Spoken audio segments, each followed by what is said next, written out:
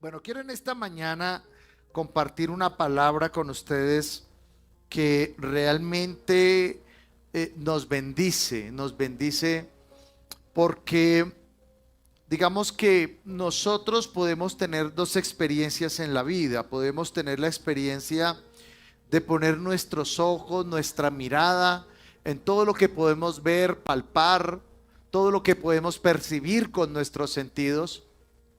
Y digamos que ah, todo lo que nosotros podemos ver, palpar, es cambiante. Todo absolutamente es cambiante. Por favor, mírese sus manos un momentico y mire cómo sus manos han cambiado con el paso de los años, ¿no? Hay tal vez unas manos un poquito más arrugaditas, ¿cierto? Y uno dice, oiga, pero ¿a qué horas mis manitos? Y mis manitos eran como de bebé y ya han pasado algunos años. Todo lo que usted se mira al espejo y bueno, algunos ya tenemos menos cabello que hace algunos años. Aunque usted no lo crea, yo era mechudo, yo tenía la melena hasta aquí, hasta, en serio. Pues ya hoy en día uno mira con cierta nostalgia, ¿no? Pero todo lo que hay en este mundo, todo lo que podemos tocar, palpar, sentir, es cambiante, absolutamente todo, hasta nuestro estado de ánimo es cambiante. Hoy nos sentimos, ahora nos estamos sintiendo de una manera y tal vez mañana o seguramente pasado mañana, el viernes, vamos, todo absolutamente es cambiante. Y de ahí, digamos que se derivan muchas de las sensaciones que tenemos en nuestra vida, porque estamos muy fijados, muy puestos, como nos decían ahora los chicos en su obra de teatro, estamos muy fijados, muy enfocados en las cosas de este mundo que son necesarias, ¿no? Porque el teléfono es necesario, el trabajo es necesario, pero digamos que nuestro corazón allí. Pero podemos enfocarnos también, como nos dice la escritura en el libro de Hebreos capítulo 12, versículo 2, donde dice, puestos los ojos ¿en quién? ¿Puestos los ojos en quién?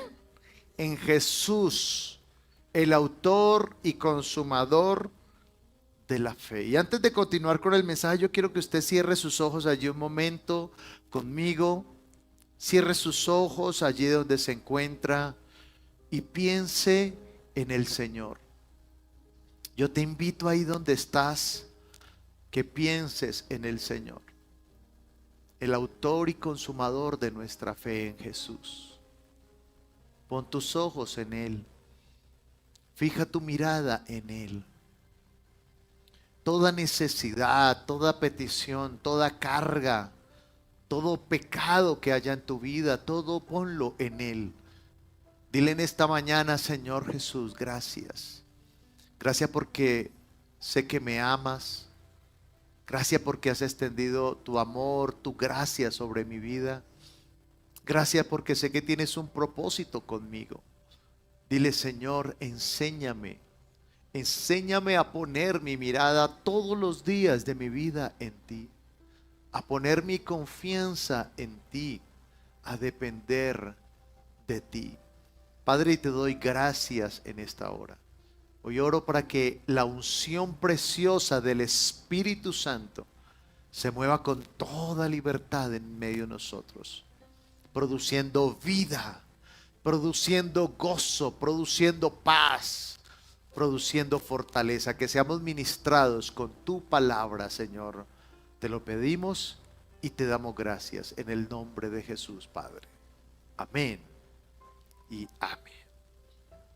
Y cuando usted en medio de cualquier situación, en medio de cualquier sentimiento, puede hacer esto, poner su mirada, dejar a un lado la mirada de la situación, de la circunstancia, y poner la mirada en el Señor Jesucristo, usted va a ser bendecido, usted va a ser sanado, usted va a ser restaurado. Esa era la parte donde usted decía, amén. Poner la mirada en el Señor Jesucristo.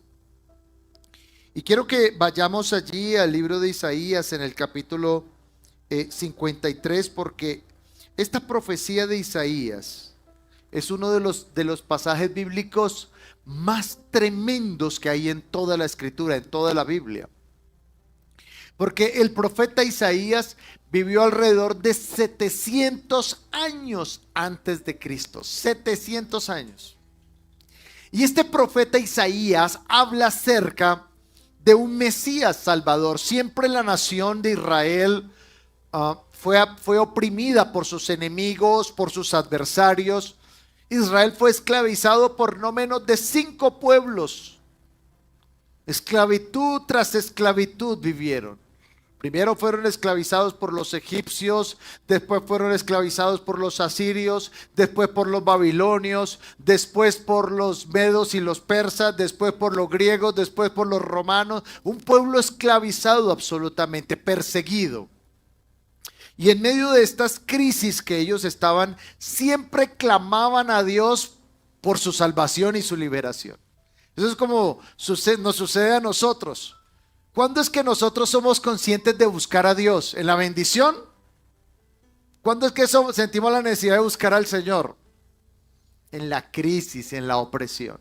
Y la nación estaba al borde de la destrucción, estaba al borde del colapso, y Dios trae al profeta Isaías con esta palabra profética.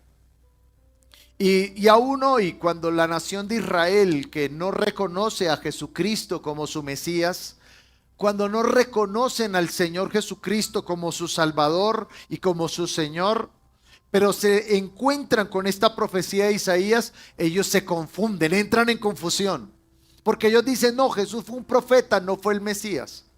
Pero cuando encuentran y cuando leen esta profecía y ven la similitud entre lo que dijo el profeta Isaías y la vida del Señor Jesucristo, ellos se confunden. Porque dicen, bueno, y muchos judíos cuando los entrevistan y le leen esa profecía, ellos dicen: oiga, la verdad nunca había leído ese pasaje. Este es uno de los pasajes vetados para los judíos. No lo pueden leer, no lo leen, no lo comparten mucho. Porque siempre que lo leen, no pueden evitar pensar en el Señor Jesucristo. Y dice el libro de Isaías en el capítulo 53. Voy a permitirme leerlo en la Reina Valera 1960, en la versión Reina Valera. Dice el profeta: ¿quién ha creído a nuestro anuncio?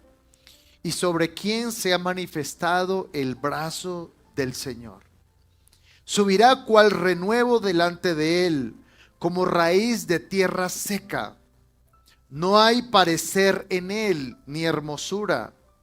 Le veremos, mas sin atractivo, para que le deseemos. Despreciado y desechado entre los hombres, varón de dolores, experimentado en quebranto, y como que escondimos de él el rostro. Fue menospreciado y no lo estimamos. Ciertamente llevó él nuestras enfermedades y sufrió nuestros dolores. Y nosotros le tuvimos por azotado, por herido de Dios y abatido. Mas él herido fue por nuestras rebeliones, molido por nuestros pecados. El castigo de nuestra paz fue sobre él, y por su llaga fuimos nosotros curados. Amén. Verso 6. Todos nosotros nos descarriamos como ovejas, cada cual se apartó por su camino, mas Jehová cargó en él el pecado de todos nosotros. ¿Cuántos dicen amén? Angustiado él y afligido, no abrió su boca. Como cordero fue llevado al matadero, y como oveja delante de sus trasquiladores. Enmudeció y no abrió su boca.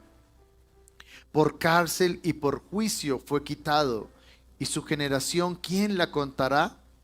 Porque fue cortado de la tierra de los vivientes, y por la rebelión de mi pueblo fue herido.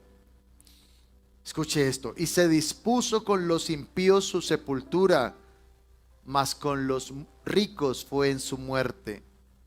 Aunque nunca hizo maldad, ni hubo engaño en su boca. Con todo eso, el Señor quiso quebrantarlo, sujetándole a padecimiento. Cuando haya puesto su vida en expiación, por el pecado.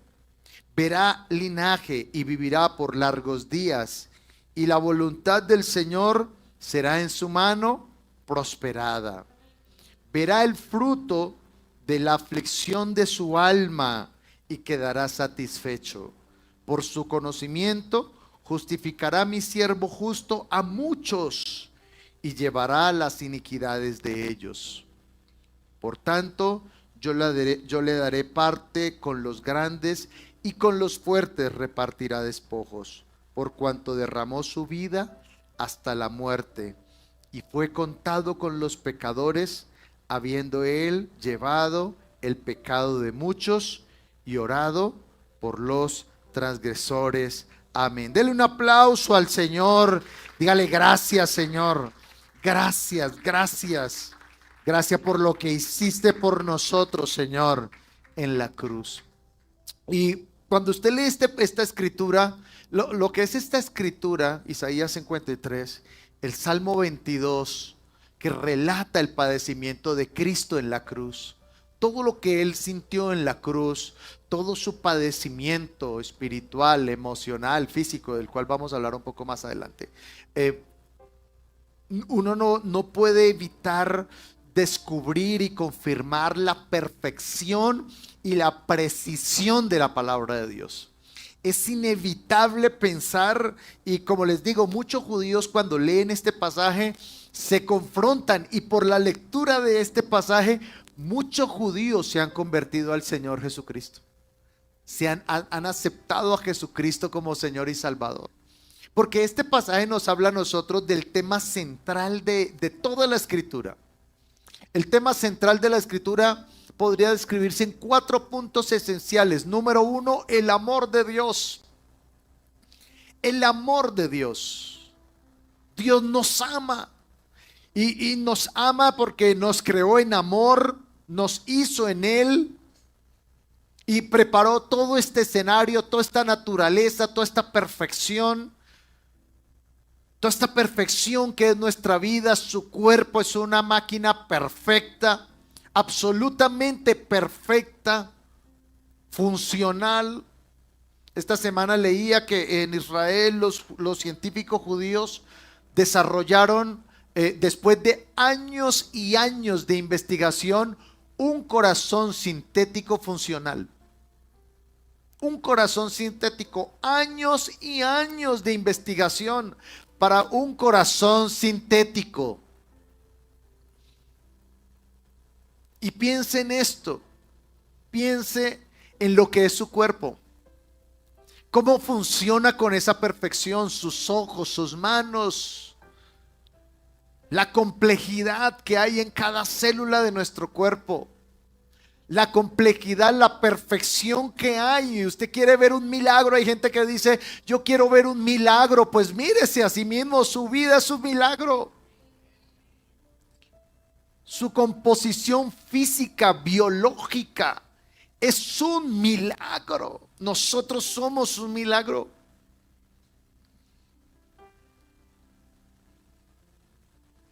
Los que hemos sido guardados de la muerte somos un milagro. Tantos milagros. ¿Y por qué lo hace Dios? Porque es su deber, porque es su responsabilidad. No, porque nos ama. Dígale que tiene al lado, dígale: Dios te ama.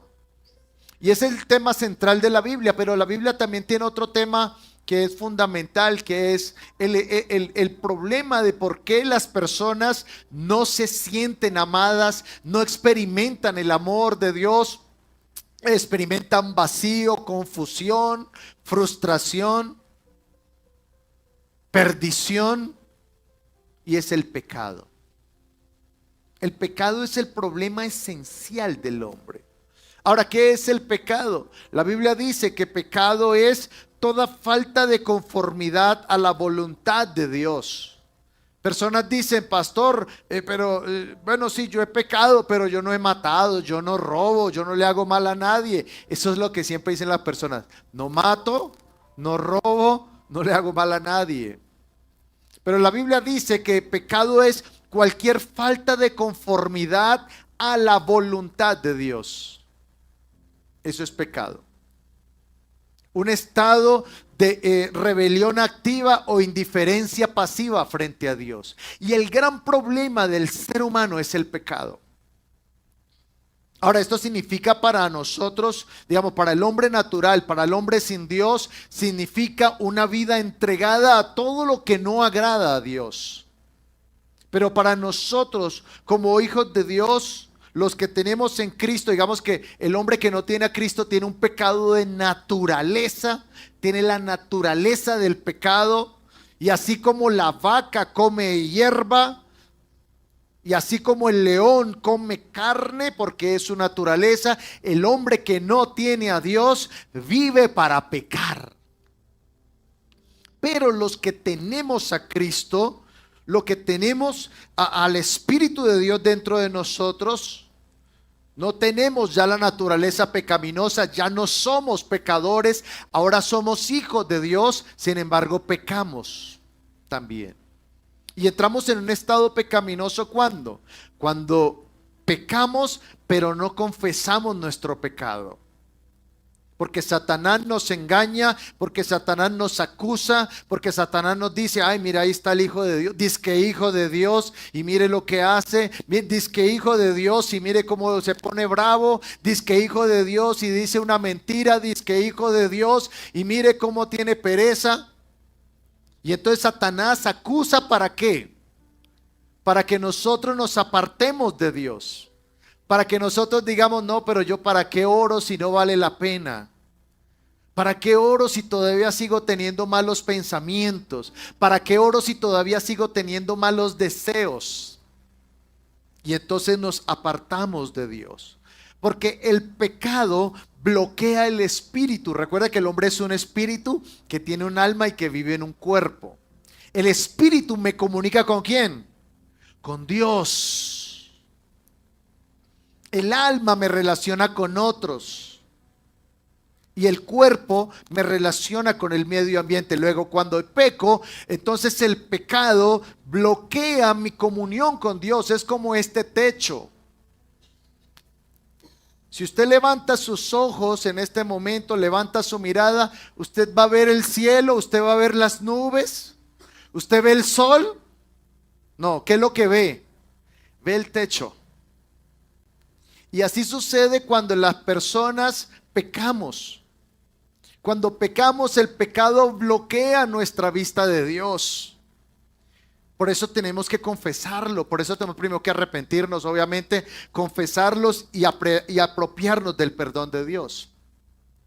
Pero cuando usted mira su pecado, entonces, y se concentra tanto en su pecado, su visión de Dios se nubla, porque el pecado bloquea nuestra comunión con Dios. Y esto se hace extensivo a nuestra alma, porque nuestra alma se empieza a ahogar. El alma empieza a ahogarse y empieza a decaer el ánimo, empieza a decaer el gozo. Empezamos a tendernos irritables. Bueno, claro que los irritables no vinieron hoy, gracias a Dios. Pero usted empieza a sentirse irritado. Usted empieza a sentirse cargado porque el pecado cuando no es confesado, digamos que bloquea el espíritu, empieza a ahogar el alma y luego enferma al cuerpo. Por eso hay personas que somatizan sus cargas. Hay gente que somatiza sus cargas, somatiza sus dolores, el dolor del alma y del corazón. Por eso Dios, amándonos y viendo que la naturaleza del pecado debía ser destruida, entonces Dios el Padre envía a su Hijo Jesucristo para que pague el precio por nuestros pecados. Y siempre que usted lea en la Biblia la palabra expiación, hay gente que dice, oiga, ¿qué es eso de expiación? Es pagar un precio. Eso significa expiar, pagar un precio.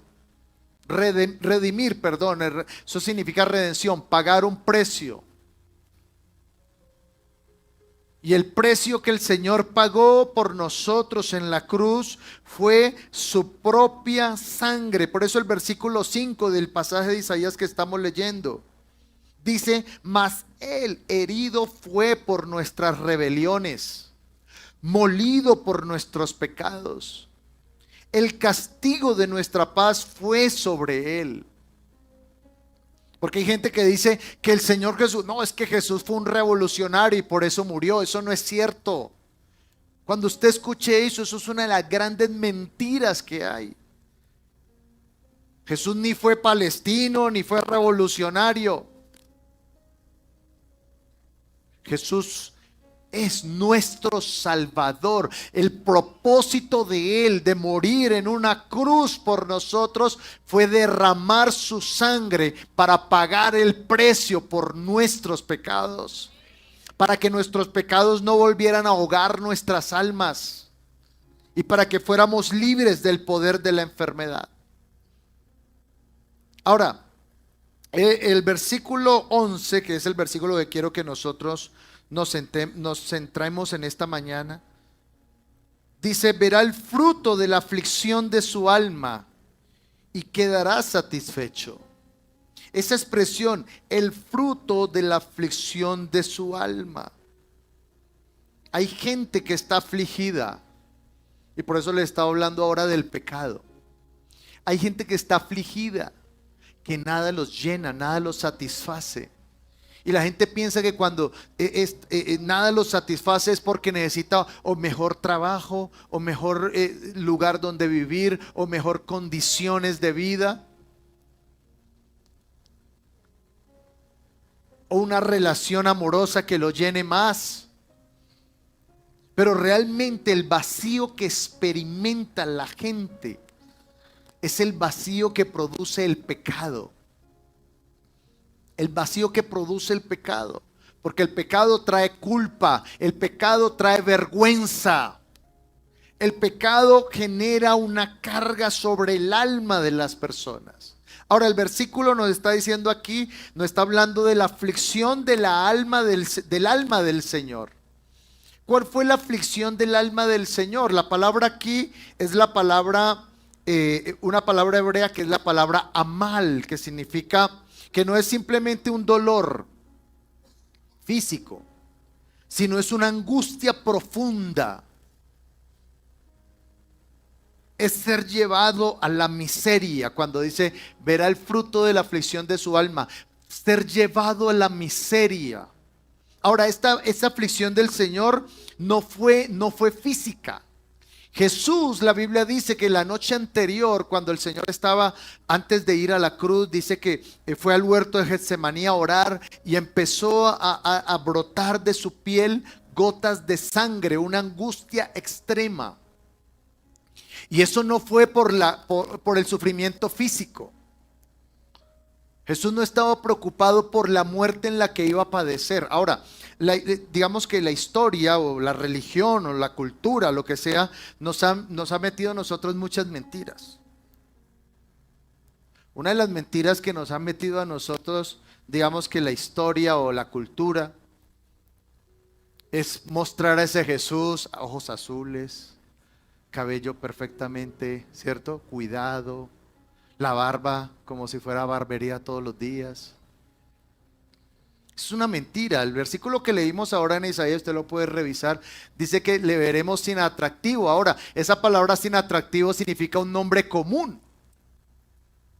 Una persona común y corriente, con facciones judías, porque Jesús era judío. ¿Y cómo son los judíos? Una estatura más o menos entre unos 60, unos 70. Digamos que en la serie que se ha vuelto muy popular, The Chosen, muestran a un Jesús, digamos, muy parecido en la física, pero digamos que en el rostro.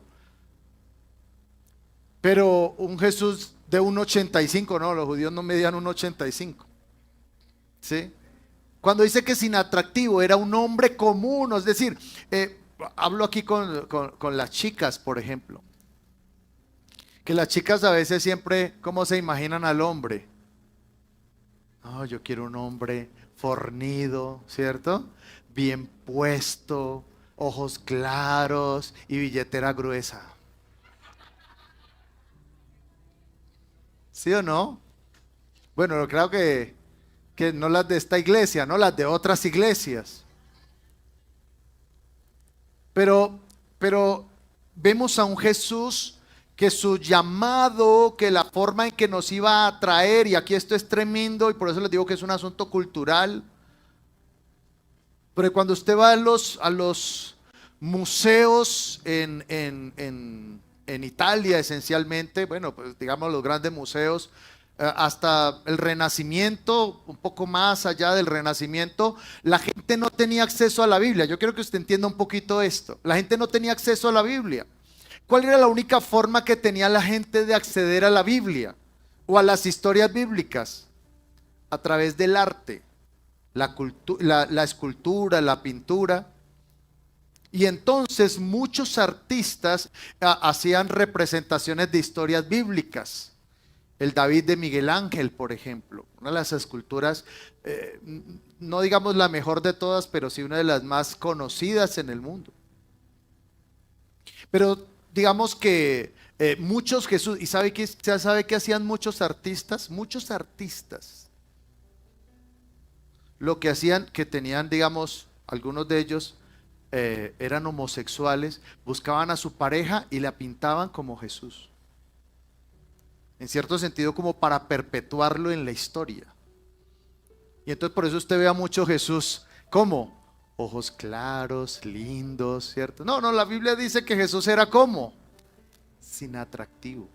Es decir, un hombre que la gente no iba a llegar a él por su físico. Mire, digamos que históricamente, no es una regla pues que no se pueda quebrantar.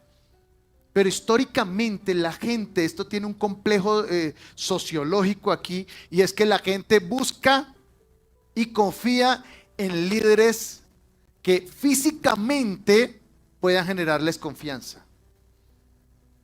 Por eso en muchos países se escogen líderes altos, hombres altos. Donald Trump mide más de 1,85 metros. Emmanuel Macron mide más de 1,80. Buscan hombres altos. Porque como que históricamente asociamos que una persona bien puesta, bien fornida, entonces puede luchar por nosotros. Jesús no cumplía ese estándar. Jesús no cumplía ese estándar del mundo, de un hombre alto, fornido, atractivo.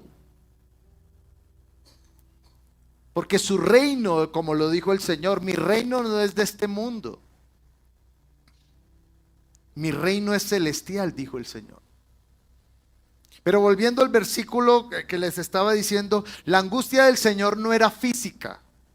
Jesús murió de la muerte más vergonzosa que podían morir los hombres. Ahora, a nosotros nos han enseñado que Jesús murió sobre un monte alto, allá grandote, ¿cierto? Y siempre uno ve los cuadros, usted ve los cuadros, una montaña alta, 3 cruces. Pero digamos que en esa parte de Israel no hay montes altos. Lo más seguro era que Jesús, digamos, murió como morían muchos otros, en el camino, a la salida de la puerta de la ciudad. En el camino, porque era donde los romanos crucificaban a los hombres, crucificaban a los judíos. Y los crucificaban en el camino, ¿para qué? Para que cuando ellos fueran saliendo de la ciudad, los vieran crucificados y dijeran: este es el destino que les espera a todo el que se rebela contra el sistema. Y morían, digamos, desnudos, morían allí. Era una muerte muy vergonzosa. Pero el Señor no estaba preocupado por eso. El Señor no estaba preocupado por la corona de espinas, o por los clavos en sus manos, o por la cruz. La aflicción del alma del Señor no era emocional. Porque la Biblia dice que cuando digamos llegaron el Señor se entregó, ¿qué pasó con los discípulos? Salieron corriendo y lo dejaron solo. ¿Quién lo entregó? ¿Quién lo entregó? ¿Un enemigo? Lo entregó un hombre de su confianza absoluta. Un hombre de confianza lo entregó. Ahora, la aflicción de muchos de nosotros a veces también es almática. ¿Por qué? Porque a veces estamos, no, es que fulano de tal, tanto bien que le hice y mire cómo me pagó, cómo me he portado de bien y mire cómo son conmigo, la injusticia. No, la aflicción del Señor no era esa. ¿Sabe cuál era la aflicción del Señor? Espiritual. Porque cuando Él estaba en la cruz, cuando Él estuviera en la cruz clavado, el castigo de todos nuestros pecados serían sobre Él. Todos nuestros pecados, imagínense. Jesús ya no iba a ser un pecador en la cruz. Jesús iba a ser el pecado en la cruz. El pecado. Por eso Él puede perdonar todos nuestros pecados. Personas dicen, pastor, es que usted no sabe lo que yo he hecho. Usted no sabe lo que yo he permitido en mi vida.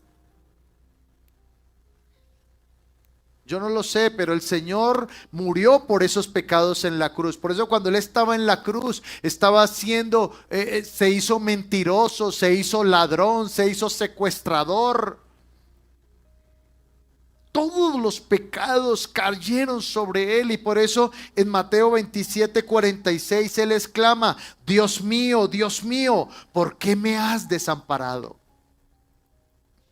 Porque en ese momento, como lo hemos dicho en muchas ocasiones, el Padre ya no le estaba viendo como su hijo, sino que el Padre estaba viendo el pecado y el Padre da la espalda de él. El Padre que capítulos o meses antes habría hablado desde el cielo, este es mi Hijo amado en quien tengo complacencia. Ahora el Padre celestial voltea su mirada y dice, eres un pecador, el más vil de los pecadores. Pero la aflicción del alma del Señor, que era separarse del Padre celestial, tenía un propósito. Y ese propósito lo dice ese mismo versículo 11, cuando dice, verá el fruto de la aflicción de su alma y quedará satisfecho. ¿Sabe por qué? Porque al morir en la cruz nos estaba liberando a nosotros del poder de la muerte, del poder de Satanás, del poder del pecado. Nos estaba liberando de la maldición. Estaba preparando nuestras vidas para que pudiésemos ser templo del precioso Espíritu Santo. Si el Señor Jesucristo no hubiese muerto en la cruz por nosotros y pagado el precio por nuestros pecados, ustedes y yo no podríamos ser templo del Espíritu Santo. Así que dele un aplauso, dígale, gracias Señor. Ese fruto de su alma, somos ustedes y yo. Si eso no nos produce gozo, mis hermanos, no sé. Ahora dice que el fruto, dice el mismo versículo 11, dice, justificará mi siervo justo a muchos. ¿Sabe qué significa eso? Que cuando el Padre Celestial nos ve a nosotros, ¿qué ve? Ve hombres y mujeres justos. ¿Sabe quién es usted? Usted es un justo. Bueno, no me ponga tan feliz porque... ¿Sabe por qué ¿sabe por qué nos cuesta eso? Porque a nosotros durante muchos años, ¿qué nos enseñaron? Nos enseñaron el yo pecador. Soy pecador, soy pecador, soy pecador. Por eso cuando nos dicen, eres justo, Dios te perdonó, eres su hijo amado, dicen, no, ese no soy yo. Nos cuesta recibirlo, pero dice el versículo que dice, justificará mi siervo justo a muchos. Y la palabra justo significa que podemos tener paz con Dios. Por eso dice que podemos tener paz entre nosotros. Y por eso puedes tener no solo paz con Dios, sino paz de Dios en tu interior, en tu espíritu. Podemos tener la paz de Dios. Y la Biblia no dice solamente que es una paz. Dice que es una paz, ¿qué? Que sobrepasa, ¿qué? todo entendimiento. Porque no es una paz sujeta o supeditada a lo que ocurre en este mundo. Porque es la paz que proviene del Espíritu Santo. Ahora, siempre que usted se pregunte, venga Señor, ¿yo por qué no tengo esa paz de Dios? Lo más seguro es que hay un pecado en tu vida no confesado. Y por eso se pierde la paz. Cuando usted se siente, le doy un consejo para su vida, cuando usted se sienta aburrido, abatido, que usted no sé, oiga, estoy como aburrido y no sé por qué. Hoy me siento como vacío y no sé por qué. Hoy me levanté, de tiempo para acá me siento como irritado y no sé por qué. Es porque hay un pecado no confesado. Dígale al que tiene al lado, por favor, confiésese. Ahora nos confesamos es al Señor, ya no vamos a un hombre a contarle nuestras cosas para que nos perdone, sino ahora vamos al Padre Celestial y decirle, Señor, perdóname porque permití esto en mi vida. Ahora, cuando usted confiese sus pecados, no los maquille, el Señor no quiere que usted los maquille. Señor, perdóname porque a veces se me saltan unas mentirillas.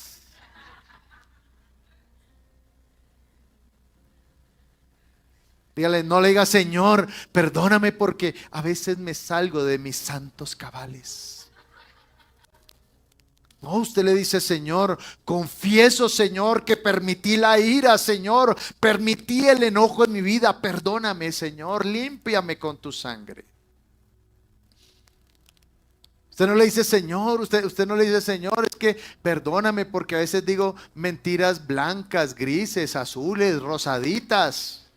No, usted le dice, Señor, perdóname, yo reconozco que he mentido, Señor. Lo confieso delante de ti. Eso te va a liberar de la culpa, eso te va a liberar de la vergüenza. Y estamos hablando hablando de la paz de Dios, hablando de lo que quita la paz de Dios en nuestras vidas, que es el pecado. Pero cuando quitamos esto, cuando quitamos la culpa, la vergüenza, entonces viene sanidad. Gracias por su entusiasmo. Viene sanidad. Versículo 5 de Isaías 53. Dice, y por su llaga fuimos nosotros, ¿qué? Curados. ¿Fuimos nosotros qué? Sanados. Mire, Dios no sana a nadie. Dios no sana a nadie. Porque ya nos sanó. Usted no será sano. Usted ya es sano. Porque dice, no dice, por su llaga seremos curados. Futuro. No dice, por su llaga ¿qué? Fuimos nosotros curados en esa cruz, bueno, no en esta, en la cruz. El Señor Jesucristo destruyó el poder de la enfermedad, destruyó el poder del diablo. Hay gente que le tiene miedo al diablo. Hay gente que dice, no, el diablo, no mencione a ese Señor. No, ¿sabe qué dice la Biblia? Que el diablo fue vencido en la cruz. Hay gente que le tiene miedo a la brujería, a la hechicería. Pero ninguna de esas cosas tiene poder contra ti, porque la sangre de Jesús te ha cubierto. Estamos cubiertos, estamos lavados con la preciosa sangre del Señor. Bueno, esto lo dije digamos, la última vez que dije esto fue hace un poco más de 6 meses, 8 meses tal vez. Y algunos no lo escucharon, entonces lo voy a recordar hoy. Pero hay gente que ha tomado la sangre del Señor como un amuleto. Entonces, no, antes de salir a la calle, Señor, cúbreme con tu sangre, cúbreme con tu sangre. Ven que viene un indigente, Señor, cúbreme con tu sangre, cúbreme con tu sangre. ¿Sí? Mamá, es que voy a salir. Papito, cúbrase con la sangre, cúbrase con la sangre. Y la sangre se ha vuelto un amuleto para nosotros. No, ¿sabe qué dice la palabra de Dios? Que aunque usted no diga, Señor, cúbreme, usted ya está cubierto con la sangre del Señor. Estamos rodeados. Estamos rodeados. Una señora se subía al carro y oraba así: Señor, este carro yo lo cubro por arriba, por abajo, por delante, por detrás, siempre que se subía al carro oraba así la señora. Y yo respeto eso, pero prefiero no pedirle a Dios que me rodee, porque ya estoy rodeado, ya estoy sanado. ¿Sabe cómo oro yo todos los días? Yo le oro al Señor: Señor, gracias porque soy sano. La enfermedad no tiene poder sobre mi vida, porque el Señor Jesucristo en la cruz arrebató el poder a la enfermedad, el poder a la maldad. Los judíos y la ley judía, para poder experimentar sanidad, liberación, bendición, tenían que guardar la ley. Deuteronomio capítulo 28 nos habla de 15 versículos sobre bendición y más de 35 versículos sobre maldición. Bendiciones de la obediencia, maldiciones de la obediencia. Por eso era más fácil vivir bajo maldición que bajo bendición. Porque la ley estaba compuesta por 616 mandamientos. ¿Quién cumple 616 mandamientos? Porque entre más leyes, entre más normas, más difíciles de cumplir y más difícil de controlar. Y entonces la ley era un yugo pesadísimo. La ley era un yugo y una carga que la gente no podía llevar sobre sus hombros. Ahora que viene el Señor Jesucristo y dice: mire, ya ustedes no tienen que cumplir la ley. Lo único que deben hacer es crean en mí. Por eso Jesús dijo: el que cree en mí tiene vida eterna y no vendrá a condenación, pues ha pasado de muerte a vida. El que cree. ¿Cuál es el requisito para nosotros? Obedecer 616 mandamientos que tenían que ver con la alimentación, que tenían que ver con el vestido, que tenían que ver con las relaciones interpersonales, que tenía que ver con con una cantidad de cosas incumplibles. Por eso en el Evangelio de Mateo, en el capítulo 11, versículo 30, el Señor Jesucristo dijo esto. Dijo: mi yugo es fácil y ligera mi carga. ¿Por qué lo dijo en ese sentido? Porque ya el yugo para nosotros no es: hay que cumplir los mandamientos. Ahora, ¿cuál es el yugo para nosotros? Cree en el Señor Jesucristo y serás salvo tú y tu casa. Ese es el yugo para nosotros. Y aún así Satanás ha cegado el entendimiento de personas para que no les resplandezca la luz de la vida. Hay gente que no cree en Jesucristo. Hay gente que usted le habla del amor de Dios y dice: no, a mí me cuesta mucho. No, yo ya estoy perdido, ya no hay nada que hacer por mí. Hay gente que habla así, hay gente que cree eso. No, yo ya no tengo salvación, yo ya no tengo perdón de Dios. Pero no hay pecado que el Señor no pueda perdonar. No hay atadura que el Señor no pueda romper. Y lo único que tenemos que hacer nosotros es venir a Él. Venir a Él y decirle: Señor, yo te acepto como mi Salvador y como el Señor de mi vida.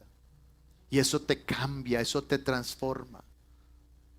No es una transformación física, porque los que somos feos seguimos siendo feos. Ahora con la gracia, ¿no? Pero es una transformación espiritual de en tu interior. Por eso el Señor Jesucristo dijo, el Señor Jesucristo no dijo: el que cumple la ley, de su interior correrán ríos de agua viva. Dijo: el que cree en mí.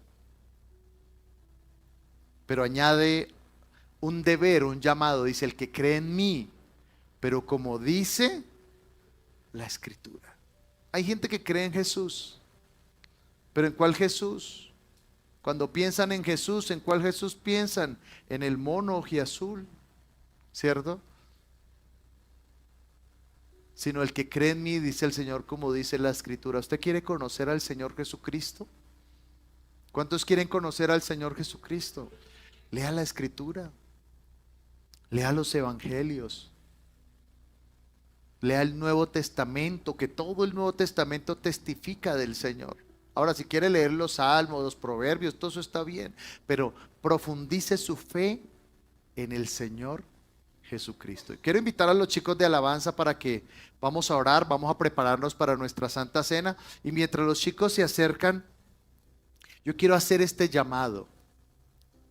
Yo quiero hacerles este llamado, mis hermanos. Profundicemos en nuestra fe del Señor Jesucristo. El apóstol Pablo dijo esto. Mire, Pablo fue un gran intelectual judío, uno de los grandes eruditos.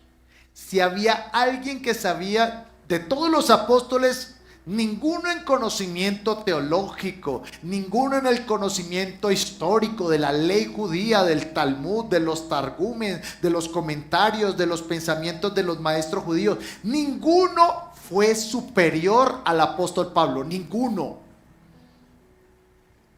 ¿Y sabe qué dijo el apóstol Pablo? Dijo esto. Dijo: todo lo que yo podía saber, todo lo que para mí era valioso, lo considero ahora basura. Usó otra palabra, pero dijo basura, con tal de tener a Cristo. Basura con tal de tener a Cristo. Por eso cuando usted está en la fe, cuando usted tiene comunión con el Señor, cuando usted conoce a Dios, camina con Dios, puede experimentar Isaías 53:11, donde dice: verá el fruto de la aflicción de su alma y quedará ¿qué? Satisfecho. Gracias por acompañarnos hoy. Suscríbete a nuestro canal para que veas más contenido de nuestra iglesia. Recuerda, somos la Gran Comisión Bogotá.